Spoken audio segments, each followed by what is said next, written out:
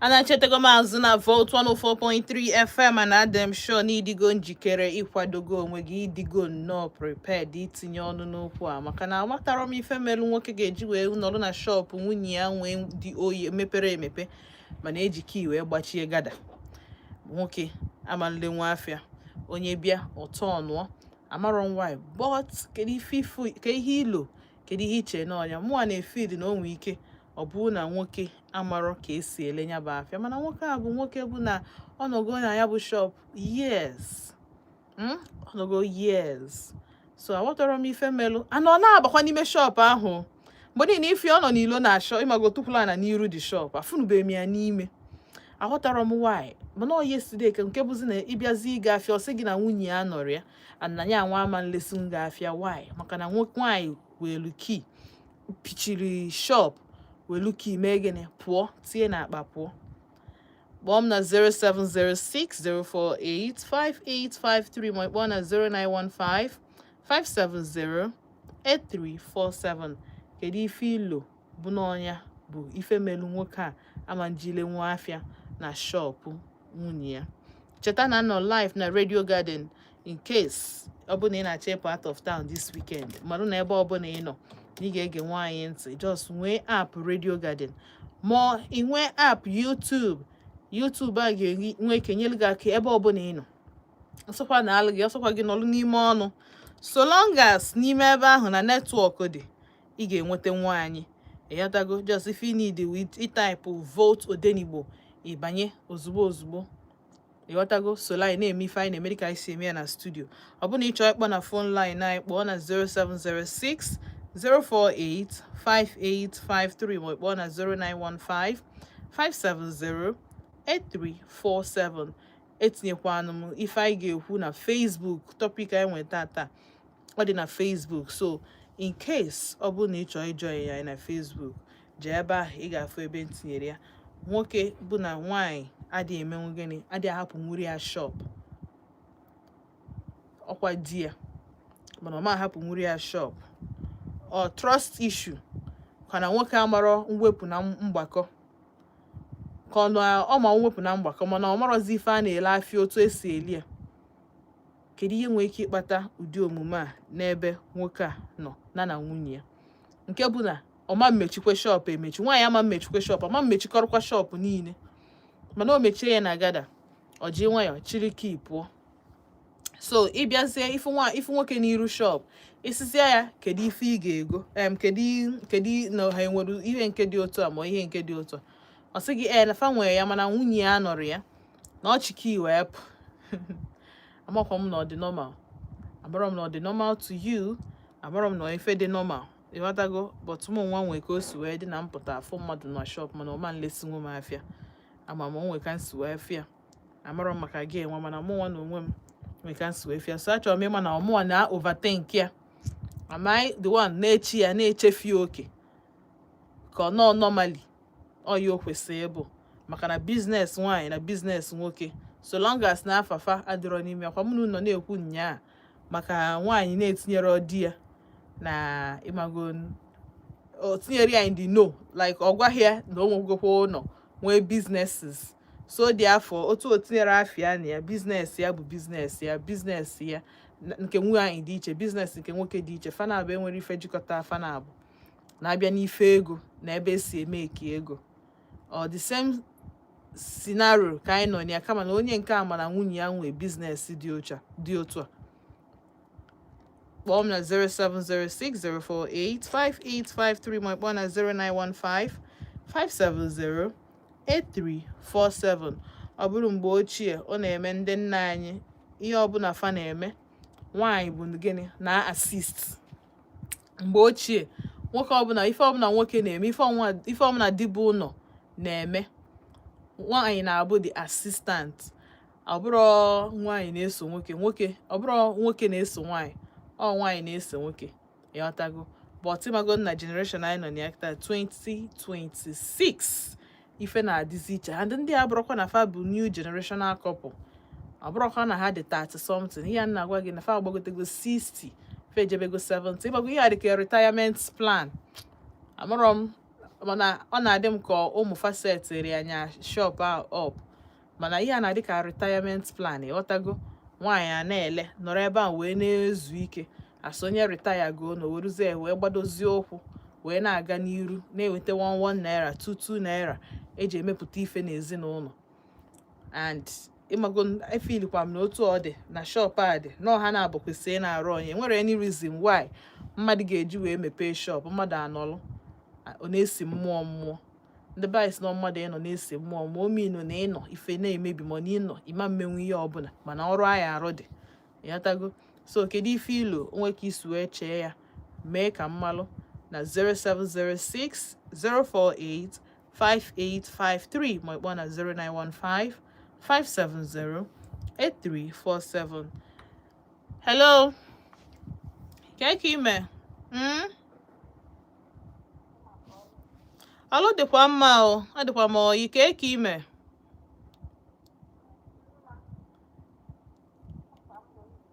onye ike ebe isi akpọ m no onye from mama m side Enugu ebe ị nọ do you mind ịgwa m side Enugu ebe ị nọ achọrọ m ịma ebe anyị na-erute ebe Vote FM na-erute isi ibe agwa express akpọ m ka ihe merụ na isi m na isi ibe agwa obe gị n'ezi ezo ị chọọ kidnap ndị Vote FM okay now onwere ihe o mere na egwu anyị ebe ibi o daalụ ka m egwu anyị the nearest bus stop asịrọ gị nye m adreesị be gị just gwa m ebe the town ebe isi akpọ or the village daalụ so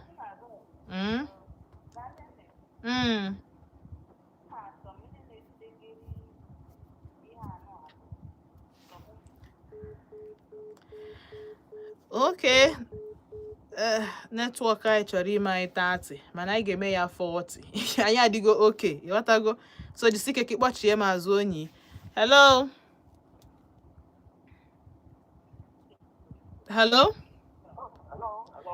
good evening hey ị nọ ebe okay biko jisike kpọghachi m noise a dị too much jisike pụọ ebe redio gị dị kpọchie m azụ biko o ọ dị very important maka na ọ bụ na isi na-awa m kịta ịmarazi that na add go to it so jisike kpọghachi m azụ na 0706 048 5853 ma kpọọ na 0915 570 8347 hello ka ime good evening Neche from Obiago welcome yeah.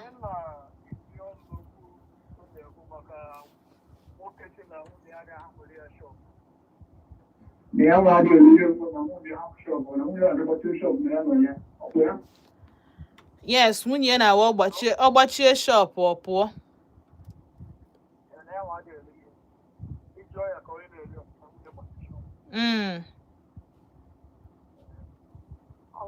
aka ya na nwunye ọ nwere ike ọ bụ na ọ na-akọntribut to the growing of shop na nwa ọ na-akọntribut ọ na-etinye nri na nwunye na shop maọbụ ime ya maọbụ na ọ na-abịa eresuru nwunye ya ahịa ma nanatin and nwoke ahụ na-enwe efek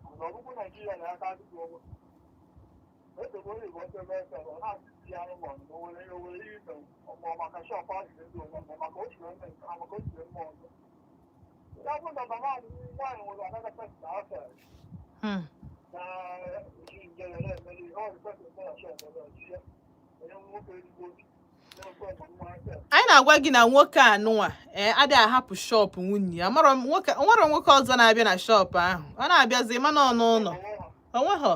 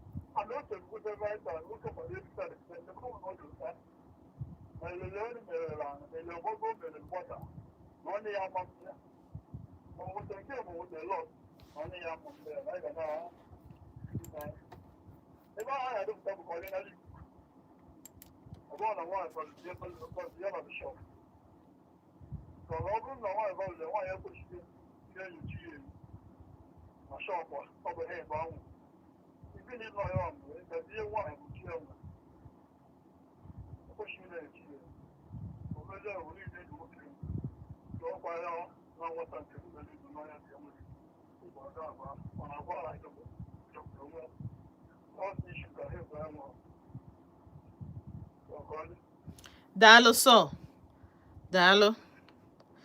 So ihe ọ na-achọ ịkọwata bụ na ọ dịrọ mma, and omume anụ ọ na-eme kịta anụ a mere ọ dịka onwe nwoke ọzọ, mana o nwere ka ọma nwe nwoke ọzọ. Ụmụ nwaanyị na-aka adị, ọkwa ịma na ụmụ nwaanyị na-aka adịkarị faithful na-abịa n'ihe marriage ma relationship.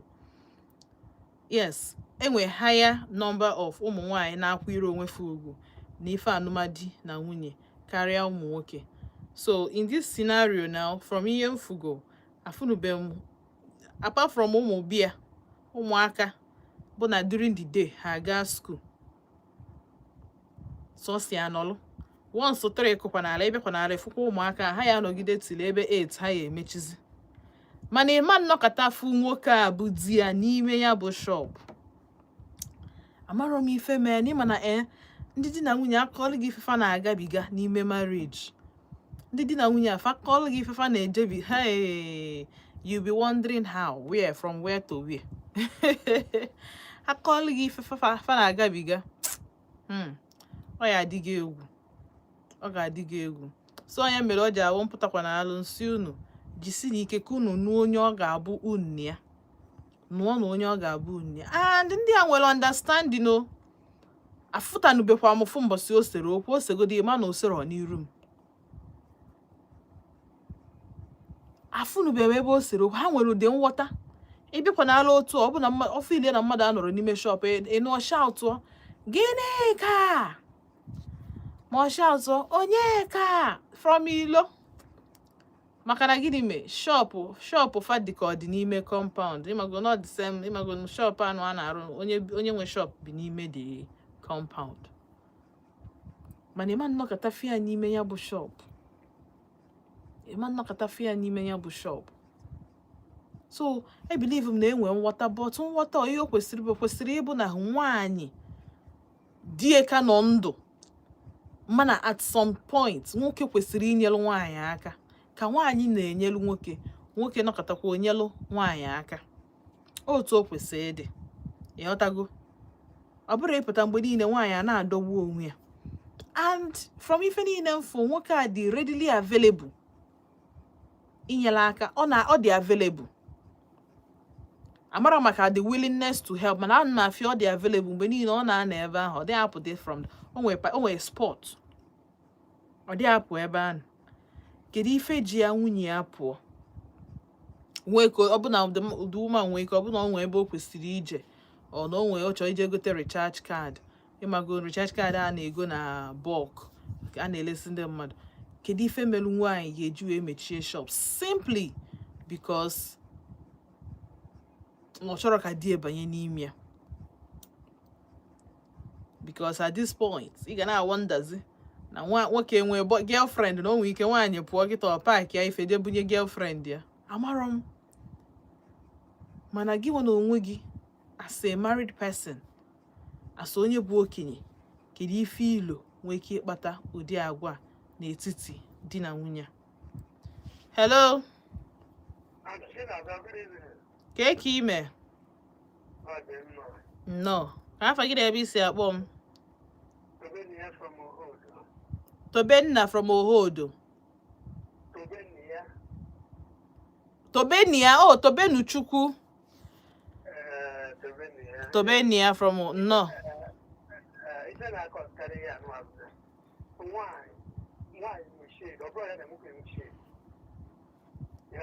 Mm-hmm.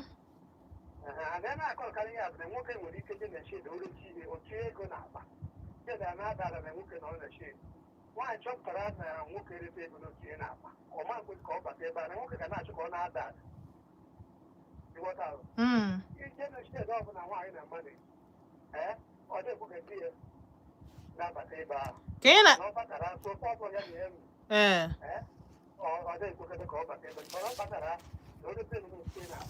Also, the thing will get in one way of mine. I walk in the bed with the shade there. But I'm not. Probably a movie machine. I can't know. But I know why. Why I didn't get movie. I don't share the governor. This is the also kind of. I will share the position. If you have why I know. Now, they are soon. I am a little bit. Because all my happy, I know all the was here.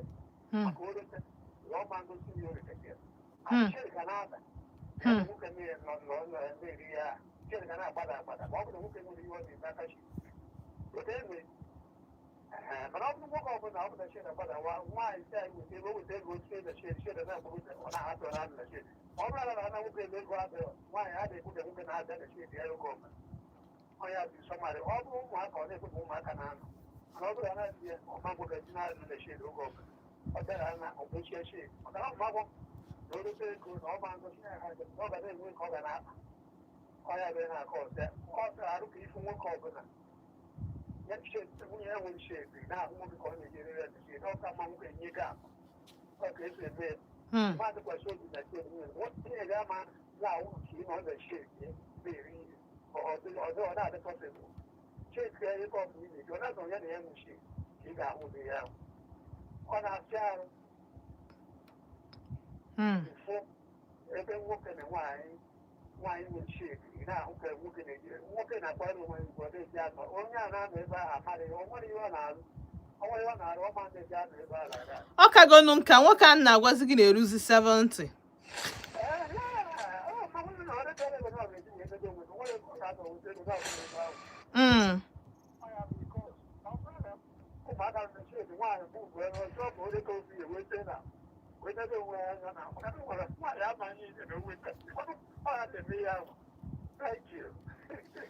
Daalụ.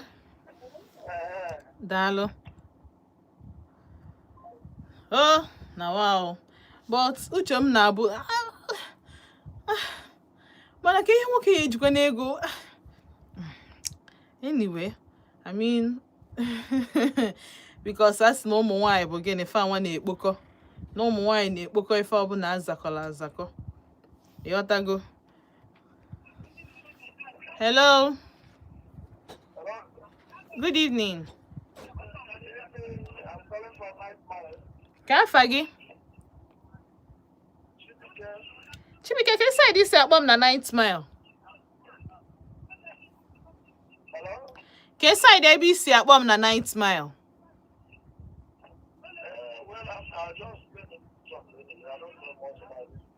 Okay, okay. Gaa n'iru.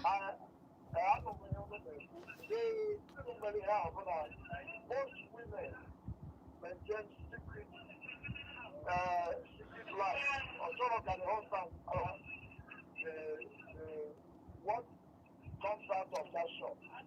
So that is why you can't go from the mouth here. You want to go away. You have to see that woman always go on my contribution in the house. Because of that, look at the man I in the best place.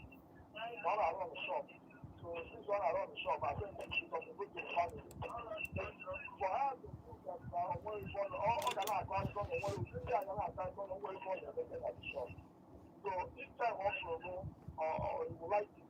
watching it. And you can see the customers are coming to ask for something. All that super the man, only shut down, call it, all the certain water, you find it and go away. So you can see the full story here that the man, the woman actually comes and the mother, the value of the shop, or what concerns the shop. That's my point. Okay. Dalo so, but a na-ekwu maka value on what comes in. Nwoke na-ana ebe ahụ. Ndị pure water bute sachet pure water ha na ọ na-afịa. O je afịa ọ na-afịa. Number of customers so na ọbụla bịanụ ọ na-afịa. Price ịkpọrọ afịa ọ na-afịa except na nwoke na brain ya bụzikwa brain na ikuku biye juru ya na brain. Except na ikuku biye juru ya na brain. Because normally onye calculate o kwesịrị ime ego one na-abata ebe a. I need iju eju. Hello. Good evening. Ke ime? No.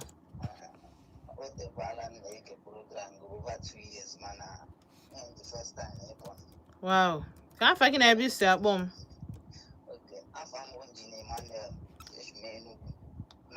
Engineer Emmanuel, welcome to Volt FM. Thank you, man. Welcome.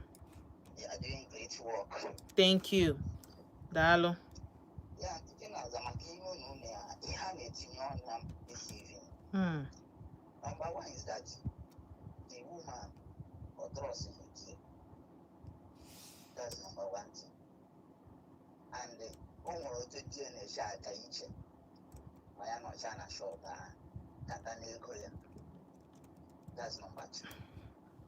The woman nowhere. Only I contribute anything in the house. The woman. The man called the woman. The woman herself.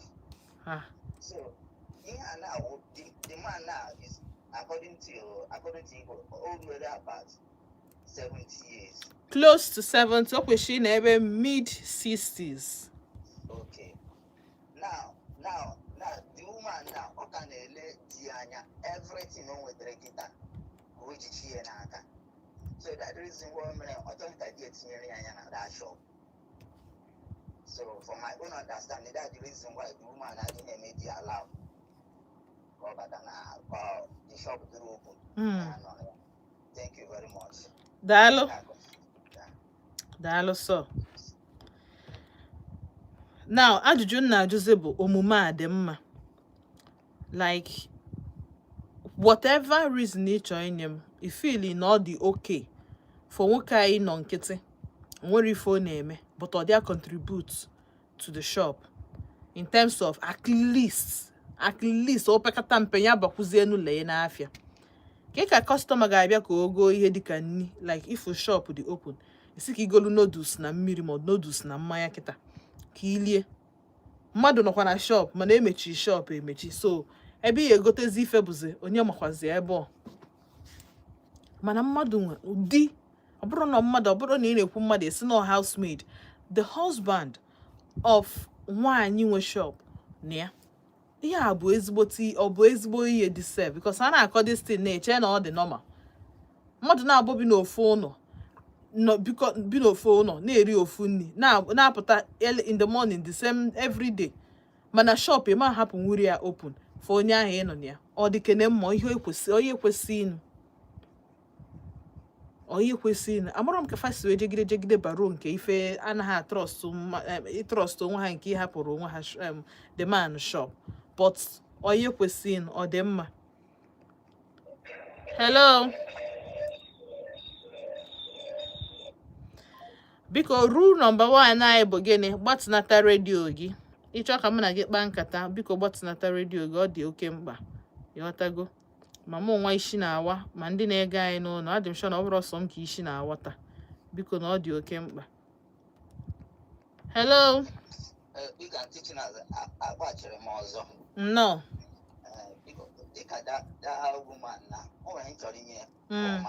Because blended at that woman also, blended at the man also.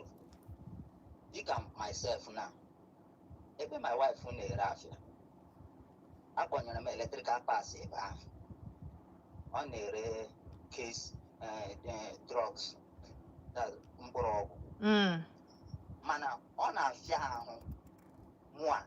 shop eba ya je no only thing on our man Afia gbatu ya bombs Afia or gbatukwara awu me go dem Afia de poni eba mana ije na shop je n'ọlụ onwe ka o si awa pụọ kpochie shop si gị mba gị hapụ ile ọ dịghị eme ya eme mụ aji my own permanent key okay ụmụaka ya ndị na-amụrụ sari ndị ọ na-amụkpọ jide ya oke ihe onwe ejide ha onki sometimes ọ na-awụ ọrụ ma ọnụ ha na nsef mmadụ nwere ike ebia na fun ya sị ndị adị nga na shop gaje na onye dị otu ihe so number 2 ihe mere na wo that family adịghị together that's number 1 adịghị agwa onwe ha eziokwu always the problem in relation both the man and the woman adịghị agwa onwe ha eziokwu onye ọbụla na-enye ibe ya enyo solve the problem ahụ isi so onye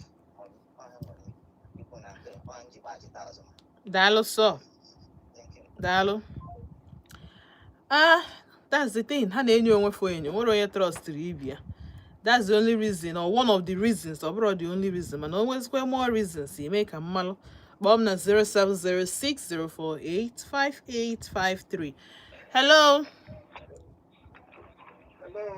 good evening ka eke ime good evening ka afa gị na ebe isi akpọ m afa gị bụ gịnị Fidelity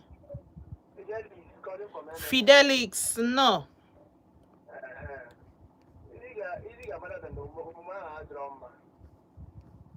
just like the last caller that family are doing. You understand? That woman with cockroach on her cupboard. Always cockroach. Every time I went there like that, I'm a migrant. Me, I'm sometimes I got in a shop, but just in the shop with the when I move on any shop, I'm in a shop, they're lazy here. You understand? Go on any shop, you guys shop a business here, move, which is my best. Then I again. So that woman, a lot of things are again your chair. You're that woman on your street. I don't want to cut just your word. Probably now for a lot of things. We don't call your black body again, man. You understand what I'm saying? That woman were a lot of things on a hinder. But I'm not sure that yes, they're gonna shop because I'm gonna work out just to see the other angle. Let us know the man with that shop. And don't let me talk man that thing. What would the word say? What would the word say? You understand? So, why I got sometimes I want business like especially in a sense. I got one business like this, and I took out by the show. I would be very far away from the business so that I don't want anything in that business. You understand? But I want to do business like this. Okay, like why I didn't involve me so that only maybe tomorrow, why I stand on that business. You understand? But why I went there, my own, and I was all that, my own. That woman has the idea whatever that is happening on that business. Especially when the man is no longer drinking that or they don't do something or that, they don't use a metaphor. You understand? Because they want the man on one side. So the man has put that in nobody. Or put that when I came to the or put on one when I work at Kai. But still not useless man. But open on my own side, why they put that there, what get closer. Why don't I want to get in and again, or what get closer to that business? But it's wrong, one hour that I work in set and I got a cool one. I'm one man now within this hour, a came in here. Where the man lost something, you know, for the hotel, yeah. And I'm an island hotel now, it's a boom. So, that woman needs, as an area of man, that woman was something on the zoo, but don't you treat that man that way because man soon now cannot close up to the business to a bad man. Okay, probably a bad man, one on that business, or never a woman, never a worshipper, never a cooker, never a drug. Oh, a lot of places or your name will be angry. But for that one on that business, or this closer to that business, they should only want to get a good man. So that woman was something on the zoo, that I got some men as a law call sometimes I wonder how they build their own family. Oh, one man won't call ever, I mean, take it in your because I didn't come on you to the future. Have way to business. They just open one and say something anyhow. What you want to another thing, and that to a woman, what would you want to say? When she looks something bad for her, I'll go about every time about to walk. Okay, what time I go 70, 65, 70, 80, and you arrest. Because I'm going to pay from day one. Who will come now do it? How do I see that from a big up, you book a family? So what I want to do is the family that I want to put is this person. So the land I call that we need to start, I guess I can't say, they need that too. But how we have to listen to the family, how they do the family. All right, Dalo. All right. Cheta Nucho ya danger, and of course, different background, different personality, different environment, different personality. Experience too, they shape one them mother. Eyatago. Ka anyị na-ekwu nta ka anyị na-ekwu imo. Maka na ife ọbụla ị na-afụ na Odenigbo ọ na-ebute na all real life. And of course, everything mmadụ project ebe a ma ọ kwuo bụ otu o si wee ghọta ya. And at the end of the day, anyị na-ekwu na nke ka anyị ga-eji wee na. Ọ bụrụ na gị bụ onye nọ n'ụlọ, ọ bụrụ na ọsọ gị kwụ na one place, ndị ọzọ na-ekwu, ndị na-ekwu another thing, anọrụ na another place, ndị na-ekwu against you karịa. Amalụ na ihe ahụ ị na-ekwu na ikwesị inyom onwe gị enyomo, malụ na ị na-echekwa echiche, iji imi ekuku ume ka onwe ebe ọzọ isi eke na-echekwa uche ka mmadụ. Maka true a lot of things anyị amarọ erika, and that's na ife onye amarọ karịa ya. Mana ịma ihe ga-egbu gị asị mmadụ na ị nweta the opportunity ịnụ something different from different people, contrary to ihe ọbụla ịma, iwe hafe ije nara obe gị chee echiche ka isi echiche maka ihe esiwe reform bụ onwe gị, refine ba otu isi eche uche and otu isi ekwu okwu. Ebe a nke ị nwere problem, because this period ọ bụrụ ọzọ maka ntị nụrụ anụ. This period ọ bụrụ ọzọ maka ọnụ kwuru ekwu na ntị nụrụ anụ. Kedu ife iji ya wee melụ? Hello. Good evening, sir. Afọ mba ntị Chinazọ ndị mma. Ọ bụrụ ọma ama ọbịa m onye ọbụla. Daalụ. Adị m oyi, adị m mma.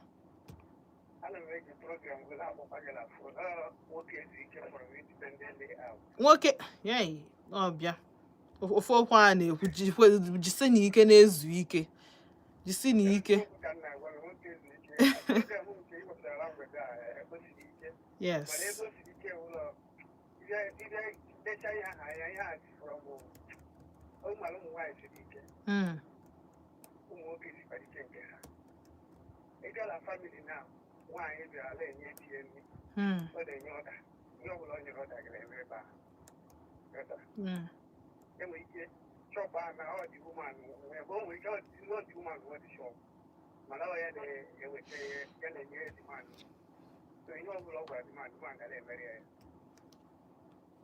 Yeah.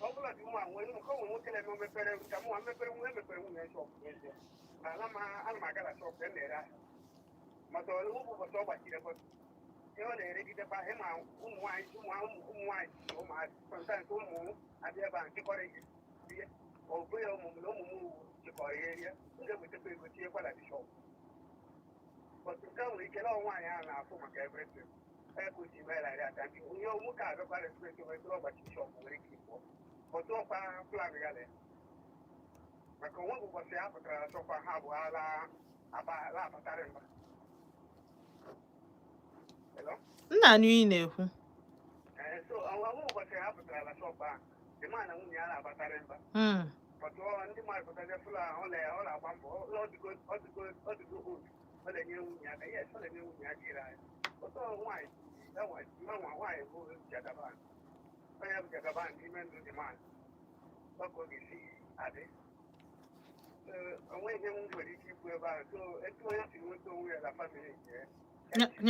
Nya dibe. Daalụ. Daalụ sọ nwoke ezu ike. and I found it very unique because Sonya bụ ife na-egbu a lot of men. Unu adị ezu ike. Unu adị ezu ike cha cha. Jisi na ike na-ezu n'ike, ọ dị very important. Maka anyị nwere ike anyị na-ekwu okwu nwoke a kịta na-ekwu kịta ọ bụ na o nwee ife mere ya na brain. Stress can affect the productivity of the brain. Ọkwụnụma. Especially ọ bụ na ị na-stress the brain for too long. Ọ mgbe ya akazi nka brain adị weak to even receive anything. Ka anyị na-ekwu ihe a na ọ bụ na nwoke na brain ya nwe na onwego medical condition na the brain. Ọ bụrụ gịnị? Nwoke ezu ike. Ọ bụrụ nwoke anaghị ezu ike, jiri nya nwayọ. Hello. Ka ime? Mgbede ọma, ka afọ gị na-ebe isi akpọ m? Nnọọ Chinwokwu.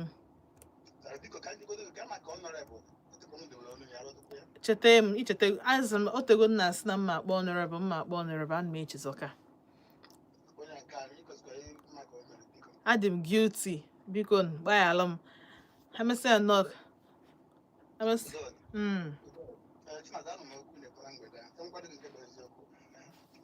Family ahụ udo adịrị ebe ahụ ana nke Igbo abụ na mana onwere kọndishọn nwaanyị ga-anọgide nwoke ga-enwe shọp ka nwoke menwe nwaanyị bụ ihe a nwaanyị a na-eme di ya ịghọta. Sometimes mkpọ na redio nse na o nwere ọkwa kwesịrị ka enye nwaanyị ọ dị ka ọ na-akpọrọ m ụmụ nwaanyị asị akpọrọ m nwaanyị asị kama na aka eskelego m brain wisdom na ga-esi eche ikpe ịghọta. Scale go from wisdom. Man, wisdom had a work out of so all I can do when they put up one. So why in the about why dear people, him and I spoke to go to bad when I work it, we can never tell you, they better come when you are simple. Man, why? I put there too much. When I will marry, I want to condition also go there near you, or go there and move, we got to go there and minute open. Senior respect. Now that that's shop. I'm going to make a real. I'm going to make a real. When I want you, I want to go one half. What you did, I can't control that family. Yeah, I will never buy you that job and become. Before we come on, okay, now in the area somewhere. But the one you're not that year and know what to anything about. I go one half, but I'm going to be a call by Chaco. And no more than any other. But some way that it's what I make you now.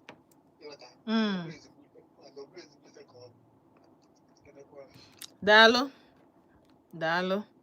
And of course ụmụ ha ga-amanụ n'ụdị ihe a na-eme ka nwaanyị ya set up shop ụmụ ya ma mma. Ụmụ ya ama na-ekwe ka esi ya sideline mpafa. Like I said, except na nwoke brain ya enwezi ọ na-anabata, except na onwe mental condition which nwoke nwere ụkwụ na-abụ, o nwere aka na-abụ, ọ na-ekwu okwu ọfụma ya na ndị mmadụ na-akpa nkata. In fact, o nwere ihe mee brain ya, o nwere ihe mee brain nwoke ahụ.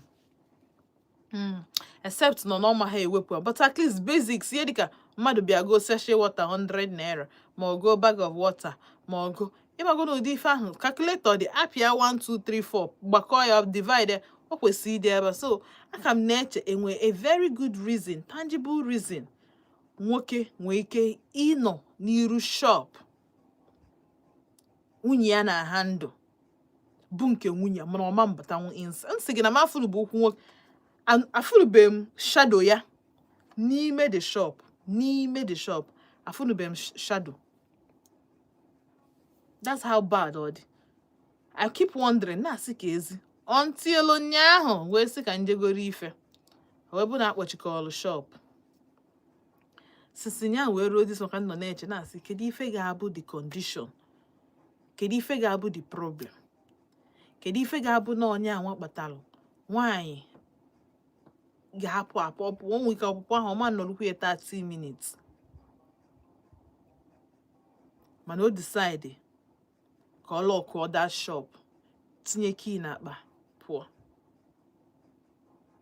Abịa m igo ife ntọọnụ mụ anyị ejede ebe ọzọ sef ntọọnụ ojegodu zuo ike na onye batara ọrụ na-ezu ike nsịkọrọ ka ebe akwụra shiburuzie m sef ma ihe nwanụ nchọ ego ma ya nta n'imo mana mmadụ nọ ego nke ahụ aganarigofa and ego ozim ihe ahụ till today till now ego nke ahụ emego gịnị 1 naira ahụ 1 naira ahụ aganarigofa except like I said na ọ ga-abụ shop eji ezu ike ịghọtago because of ha anago retirement ndị a na-aba ha retire go ihe mejiri ọchọ ka ọ dịka achọghị m ịtụ asị achọghị m ịtụ asị but achọghị m ịtụ asị gị na nwa nwoke erugo 70 at least ya bụrụzi nnọọ na ọ nọ between 65 and 67 so orugo retirement sef karịa ọ bụrụ na ọ nwee ihe ịchọ itinye elu m n'okwu kpọọ na 07060485853 ma kpọọ na 09155708347 ka m na-eche kọọlụ nke ọ na-abịa ka mụnwa na-ejekwa na-akpọnyelu onwe m egwu ịghọtago ka anyị na-estep ya down maka na ụbọchị na-emezikwa rapụ fe mara ya kịta ụbọchị aga. Alright, so mmadụ na-ajụ na clean up at the tomorrow. Before the end of the show, I will let you know that clean up at the tomorrow because actually never the last Saturday of the month. Hello. Kekime.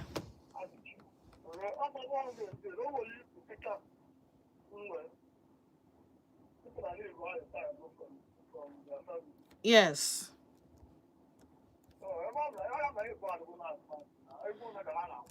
Okay, not mgbe mbido ya ihe nkwu na fa na-aba aka gị na retire na ha nọ retirement.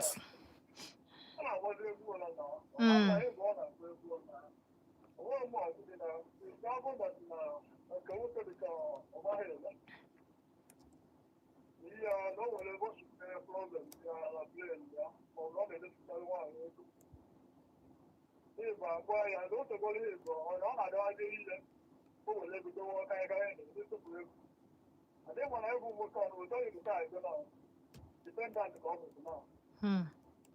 But all you have to say is short to survive. About how we do with the shop right now. So there's all I am money. Some of those over the tube. No, they don't want to get a yes, I will go about one shot of short. You are not to go on there. They want to go on the tube. How much out of the house I know about the shop. So I don't know, I don't know what I'm doing. I come out to have a shop for the girl who I am there. My aunt will wake up shop where I had it. Here, I will go to church because people do it. One of my aunt here. Yeah.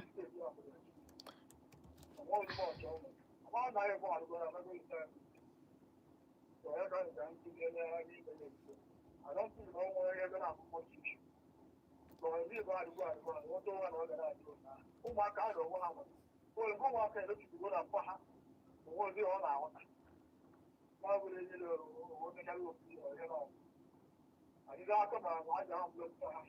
If you don't really have a woman, come on, my God, I don't know. The man, I'm a boy. So where was the man? The only way to go my sister, everybody wants to believe in the Diana. Daalụ. Yes, aghọtara m ihe ikwu. Daalụ so. Alright. Yes, ha na-go retirement. But then, nwoke na-akpa nkata ọfụma na-ekwu okwu ọfụma jiri okwu ya na-abụ na-aga. Wada na-enye 1 naira ihe na-ekwu abụrụ dị anything na-abụrụ gịnị kedu ife mere nwaanyị ga-eji wee si na shop pụọ. Mana nwoke na ya ọ chịrị ka itinye n'ime akpa lock the man outside anyway nọ na outside ka ọ na-anọbu before but kedu ka o yesi wee chọọ ije ozi ọmansi nwudie nọnyere ya na shop ka ọ pụta. Hello. Good evening, keke ime. Ọrụ dị nnọọ mma, anyị kene Chukwu.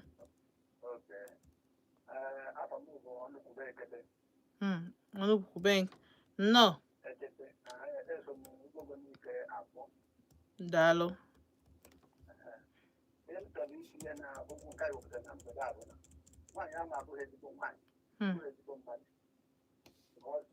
mmadụ na-eme ubi ya na ebe di ya ọ bụrụ ezigbo nwaanyị ka ọ bụ ọ ga-eji na-eburu ya mụ na nwunye m na-emekwa biznes dịka ụlọ ebe nwunye m jere biznes ahụ nwere ọmụma na-eleti ya ha na-eleti ya ọ natakwa na o were eti ya ọ naghị adụ ma o nwere nke onwe nke furu efu ka onwe nke fela efe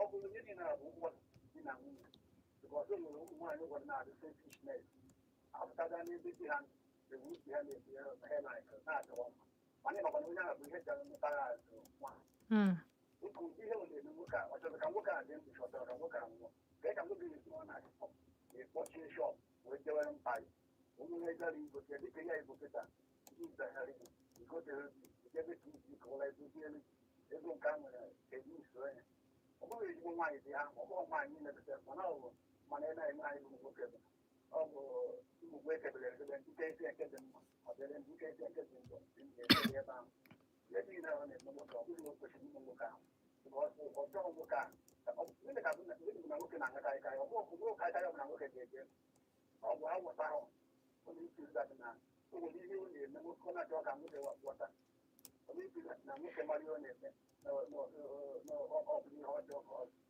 ụmụ nwaanyị na-adị stọbọn mgbe mma after that you feel that not my all and all on a all and all I know what you say I will look at some wine then you look at me like all the all and all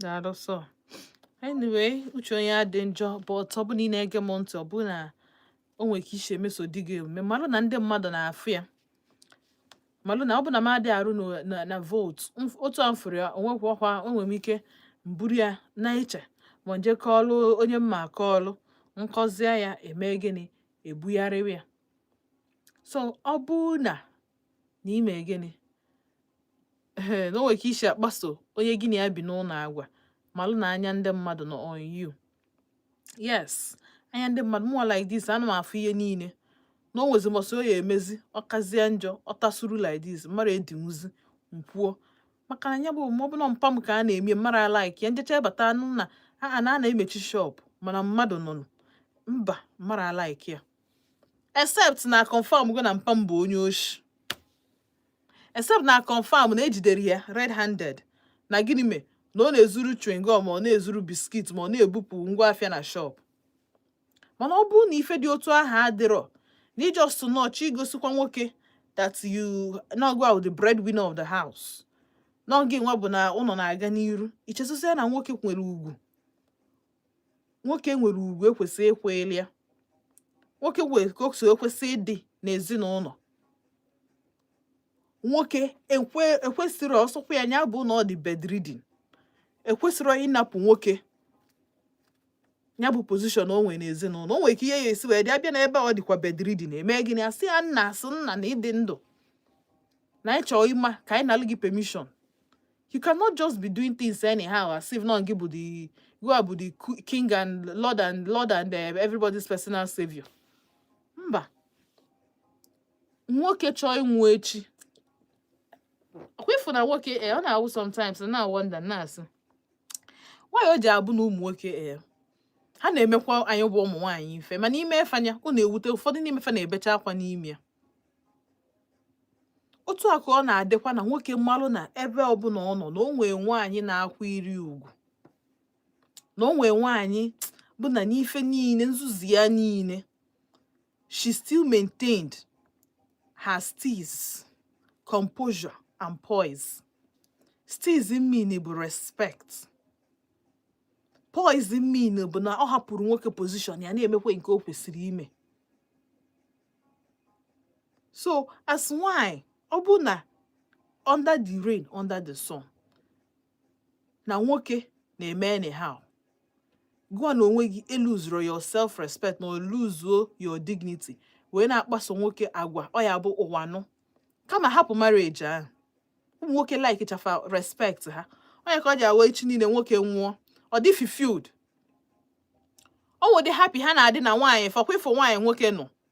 Naanị ya bi n'ụlọ. Onwe ka ife si wee mewe echi ne nwoke a wee nwee ọbụrụ ọnwụ ike nwoke wee nwee opportunity to reflect on his sick bed ma mgbe Chukwu si na ọ ya abụ o cheta ezinụlọ ya cheta nwaanyị ọnụ obi esie ya ike. O nwedi happy, o nwedi fulfilled fa na-adị. I'm telling you, o nwedi fulfilled ya.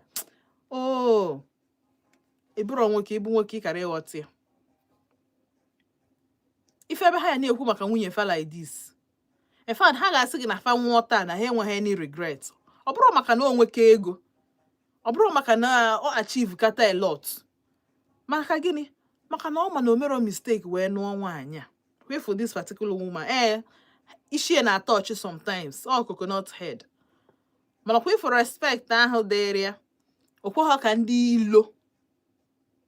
Ị chọrọ ikpe ndị ilo ma ndị ilo chia ha ọchị. Because at the end of the day, ọkwa n'otu isu eme ezinụlọ gị ka ọ dị in the eye of the people. Ka ha esu efi. And nwoke chọpụta na ezinụlọ obidolu as okorobịa. Tete n'ụlọ one day, so na go ready to settle down. Wee je nụọ nwaanyị with hope na o nwere ka ezinụlọ ya esi wee dị na ọ dị same ezinụlọ ọ kwadolu mgbe ọ dị young wee nụọ nwaanyị wee mee everything. Bụ ihe apụtazi na-achị ọchị. Ọ na-egbu nwaanyị, ọ na-egbu nwoke faster than ọya. Ọ iko ji abụ nwoke nwaanyị cheatie. Ụfọdụ ụmụ nwoke adịghị think twice. Achụọ gị nagodu be nna gị. Ndị nke na-think twice check omume fa ka ọ dị. Onye ọ na-ahapụ gị na bie ma na ije gbaa n'ilo check omume ya towards you. Cheta ka ọ dị mgbe unu bido. Cheta ka ọ dị mgbe imegheri emegheri. Compare zia the two. Ka ị malụ ka o si adị. Hello. Good. Si n'ebe redio gị dị pụọ ọnụ. Good evening. Ka ime? Good evening. No.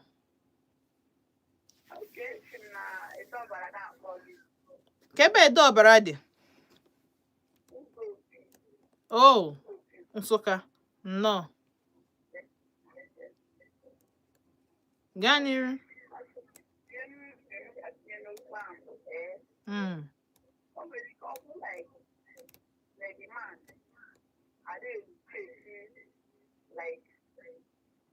Like the man, they have a most women in the shop. Who is one of them in the shop. The man, they look in the shop, not that. And the man who is governor in our wire to about Barian.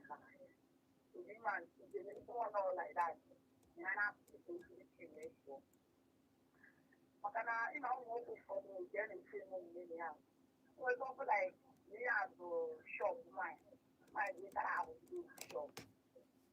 So you know, I didn't make guy. Or something other than whatever we go to shop. So that's the shop needs our wood. Go in the using my carry cool. They have done what I saw wine in the middle of man.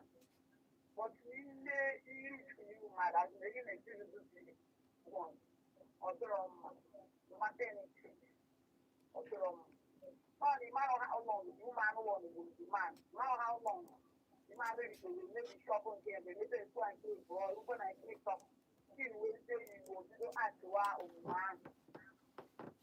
Often already the man like the shop they had before so only move now so yeah, because people the money. You always like the young people are big as when they shop. Some of them they quite their friends. Shop was shop. So you not call on shop. I try her this to the shop. Yeah. Okay. Daalụ. Daalụ so. Alright, us know we ọ bụ na nwoke enwego ife ome. Ihe dịka iri ihe dị na shop. I bring it down. Enwego onye ọzọ kwuru ya. Na ọ ga-abịa bụ the reason why. Or a valid, reason. Ọ bụ na nwoke at that age, na nwe ha brain, na brain ya adịghị akụkọzi ọnụ. Nke bụ na amamihe ọ ya na-eri na shop, ọ ihe sugar maka ọ provision store. Ọ ihe sugar ka ọ ya na-eri at age ya. Ka ọ na onwe onye ọ na-ebunye, anyị amarọ. Ụtụtụ ọbụla o si na dị na su na aga n'ebe ọbụla ka nna anachita azụ ka anyị kpọchala obere egwu nnachita azụ anyị apịachikọ maka na unu atara ego taa ịghọtago na asị unu daalụ o jere ebe ọbụla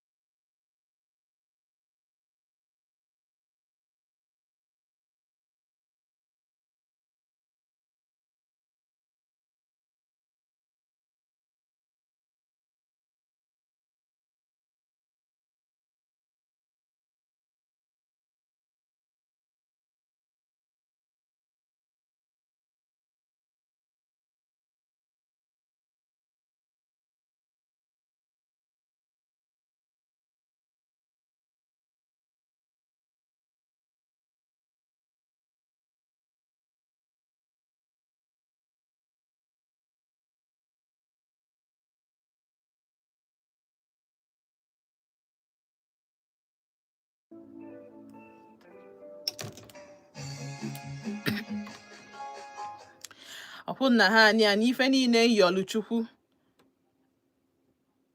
na onye emịa ọkwụ na anị ya a na-ayọ Chukwu ife niile yọlụ Chukwu na onye emịa oke o mgbe o ya eluzi anyị wee malụ because one thing with ụmụ nwaanyị bụ na gịnị mee mgbe ọ tasuru like this ị ga na-awọnda kedu ebe isi wee nụbata onye nke ịsakwala anya mmiri ọfụma mgbe ije wee nụọ ya mana gị nwa na onwe gị bụ nwoke abụna the reason why nwunye gị eji change abụna the reason why maka na nwaanyị gbanwekwa na alụ otu ọ na-afịakwa arụ onwe nwaanyị gbanwekwa na elu onwe ka o esi gbanwee ọfịa arụ ụmụ nwaanyị na-ala ọfụkwa ahụ fa na-afụkwa n'anya mana onwe ka o esi wee madị ime gịnị ịmalụ that na onye nụta na ịmacha akwụ ya ọfụma. Alright, so aga n'ebe ọbụla nna anachieta azụ asị m aga n'ebe ọbụla anachietego m azụ biko achọrọ m ịgụpụta meseji anyị na Facebook ọ bụ na onwe nke adrọpụ ọ bụ na o nwere any adrọpụ. Alright, so anyị nwere meseji na Facebook mana anyị nwere na YouTube ka nje na YouTube. Alejandro Perez, hi, hello. No, I had asụ oyibo ebe a, sorry. Prince Joe Music, same greetings, how are you? Adamoma. Onyejekwa Cecilia Semanti Chinazo, good evening. Most married women don't understand the prestige they have for having a man in their life. If they lost the man, then they will understand that na di bugwai, then it will be late. Some women also find it difficult to forgive their husbands whenever there is misunderstanding. Maybe the man did something in the past and she is capitalizing on that to frustrate him. A frustrate is na digi. Okamma. N'ime gịnị na iji nwayọọ pụọ karịa na frustrate nwoke mmadụ ọ dịrọkwa mma ọ bụ na ị na-akpa agwa dị otu a ọ dịrọ mma. So for ndị niile bụ na unu ga-ama ntụta ọ bụ na o nwere onye unu ma na-agabiga this or that, ọ bụ na gị nwa na onwe gị bụ ife na-echi di gị eze na ana, ihe a unu na-eme unu amara na anya ndị ụwa na-afụ unu. Amara m kunsu wee chọọ reflect your marriage to the world. Amarakwa m na unu na-eke ezikwa. Amarọsịkwa m na unu na-esend. But nwoke bụ ife like bụ ugwu ya, respect. Don't take it away from him. I take when area away from him. Ịfụzie ya, onye ọbụla ga na-eji akpara ya because ndị ụwa na-afụ ya. Onye ọbụla ga na-eji ya na-egwuri egwu. Ama ya njakịrị ebe a, ama ya njakịrị ebe a. Ọ na-ewute. Mana o nwere ihe ọma na ọ ga-eme because onye kwesịrị protect ya bụ ife chiri ya expose ya not to the world. Kedu ihe ọ ga-eme ebe onye ime ụlọ na-egosi ya shege? Onye ime ụlọ kwesịrị iso na fight bụ ife na-eme gịnị na-egosi ya shege. Alright, so Cecilia says, women and men in the marriage learn to cherish and behold what you have. Thank you. Daalụ so onye jekwe Cecilia. Onye si na ọma nnodo ọma njideshi ike ihe o nwere. Ụmụ nwa nọ n'ilo ga-eme gịnị ga-help dozie elu gị. Ma ụmụ nwoke ịbụ nwaanyị ịhafụ di gị, ụmụ nwa ịbụrụ nwoke ịhafụ nwunye gị. Ụmụ dị kefe ma akpọfa amamihe ma akpọzi ụmụ nwoke. Fine men. Ọkwa anyị na ha anụ na-achala ugo ya bụ Bambam na Teddy A na Facebook okwu. Fine people, fine people. Fast say n'okwu ndị ga-emefa welcome with their flaws ga-eme gịnị ga-akali. Unlike ya, you people should not work on your marriages. Chebe mụ nwa bụ Aunty Chinazụ ka ama m ifu njọ ka mmeru, but Chineke ga-eme amara ka o nwee ife mmemenwu. Let me be doing more than this. Emenwuo ya ekene dịrị Chukwu memenwure na-eme one m na-emenwu, but ka anyị na-create a change. It starts with you and I. Ebe ọbụla ị nọ. Ndewo. Ka ọ dịrị echi na ije afịa ka ọ bụrụ ụbọchị ọzọ mụ na unu ga-anọ na Volt 104.3 FM.